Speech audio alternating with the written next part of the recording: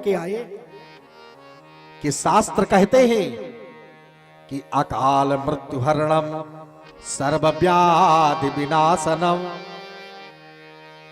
विष्णु पादोदकम पेत्वा पुनर्जन्म न विद्यते। जो भगवान को स्नान करा करके डेली चरणामृत लेता है उसकी अकाल मृत्यु नहीं होती है। परीक्षित जी ने कहा कि गंगा भगवान के चरणों से निकली है और मुझे श्राप हुआ है, मैं चल करके गंगा का जल इसलिए पीऊंगा कि मेरी अकाल मौत न हो, मैं भी मेरा उद्धार हो जाए, इसलिए गंगा के किनारे आए। और ये भागवत की कथा ना, ये अपने आप में त्रिवेणी है। आप कहिए कैसे? तो इसका निर्माण कहां होता है? निर्माण होता है सरस्वती नदी के किनारे उत्तराखंड में। अब कथा कहां की है? कथा है जमुना जी के किनारे की, मथुरा की, वृंदावन की। और सुनी कहां जा रही है? गंगा के किनारे सुनी जा रही है।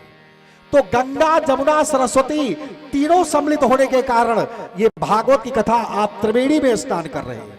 सर्वाणि तीर्थानि बसन्ति तत्र यत्रच्युतो हरि कथा प्रसंगा।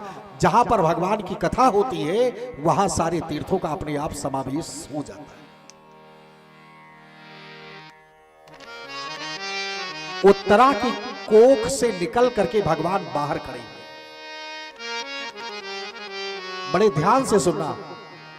प्रयाणा विमुखम कृष्ण मेदमाह प्रथा सती। बाहर निकलकर खड़े हुए तो कुंती जी खड़ी थी। कुंती रोने लगी।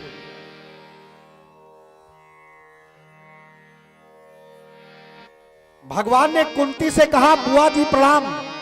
कुंती भगवान की बुआ है ना, वसुदेव जी की बहन है।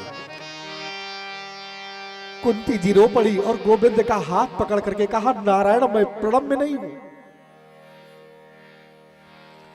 भगवान ने कहा कि मैं तो तुम्हारे भाई का बेटा हूं, तुम्हारा तो भतीजा हूं।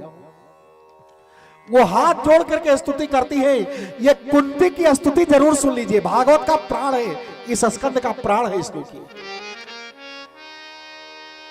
कुंती कहती, नमस्ते पुरुषम त्वमाद्यमीश्वरम प्रकृते परम अलक्ष्यम सर्वभूतानाम अंतर बहिरवस्थितम। हे गोविंद, मैं तुम्हें नमस्कार कर रही हूं। तुम आदि पुरुष हो, संसार में सबके कारण हो, ईश्वर हो, प्रकृति से परे हो, मैं तुमको प्रणाम करती हूं।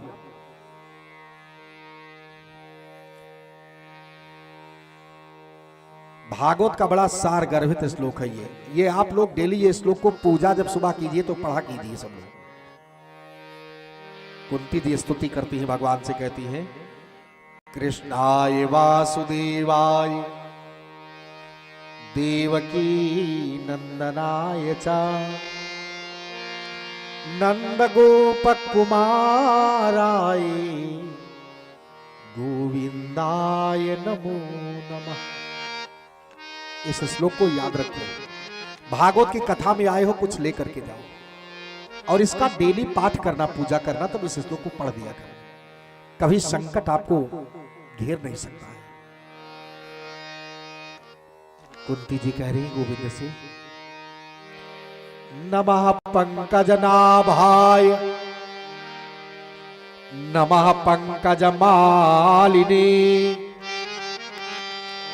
नमः पंकजनेत्राय नमस्ते पंकजांग्रे। जब बहुत स्तुति करती रही, भगवान प्रसन्न होकर के कहते हैं, बुआ आज मैं तुमको वरदान देने के लिए खड़ा हुआ। तू एक चक्रवर्ती राजा की मां है ना, बोल तुझे क्या चाहिए आज। बुआ आज जो तुम मांगोगी मैं देकर जाऊंगा। कुंती ने कहा, दे दोगे कन्हैया? कहा। कुंती जैसा वरदान भारत के इतिहास के पन्ने में किसी ने मांगा नहीं भगवान से। न मांगा है, न मांगेगा और न मांग रहा है, न भूतो न भविष्य। कुंती ने जानते हो क्या कहा गोविंद से कि अगर आपको देना है ठाकुर, विपदा संतु ना सस्वत तत्र तत्र जगद्गुरु भवतो दर्शनम यतस्यात् पुनर्भव दर्शनम। गोविंद, अगर आप देना चाहते हैं तो विपदा, संसार की सबसे बड़ी से बड़ी विपत्ति मेरे खोपड़ी पर डाल दो। मैं केवल जीवन में विपत्ति चाहती हूं, बाकी कुछ नहीं चाहती। भगवान ने कुंती का मुंह पकड़ा, बुआ आप विपत्ति लेकर क्या करेंगी? कहा जब विपत्ति में फंसती हूं तो आपका स्मरण होता है और आप मुझे बचाने भी तो आते हो। अरे जिस विपत्ति में भगवान का दर्शन हो जाए वो विपत्ति फिर विपत्ति रह कहां गई? मुझे कुछ नहीं चाहिए।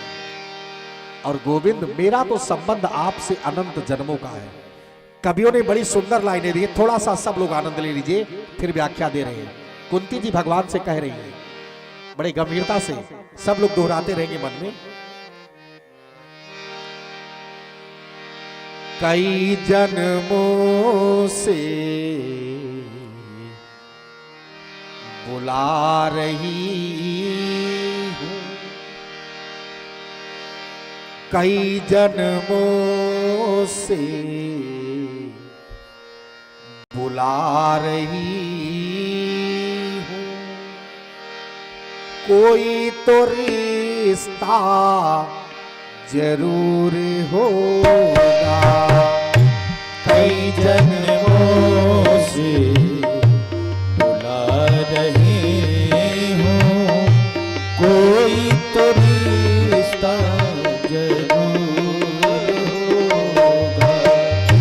कई जन्मों से बुला रही हूँ, कोई तो रिश्ता जरूर होगा।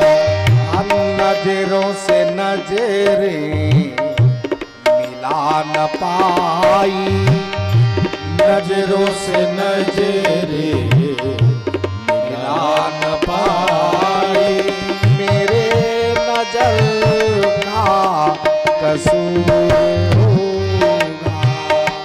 नजरों से नजरें मिला न पाई, मेरे नजर का कसूर होगा। कई जन्मों से बुला रही हूँ, कोई तो रिश्ता जरूर होगा। कई जन्मों से बुला रही हूँ, कोई तो रिश्ता जरूर होगा।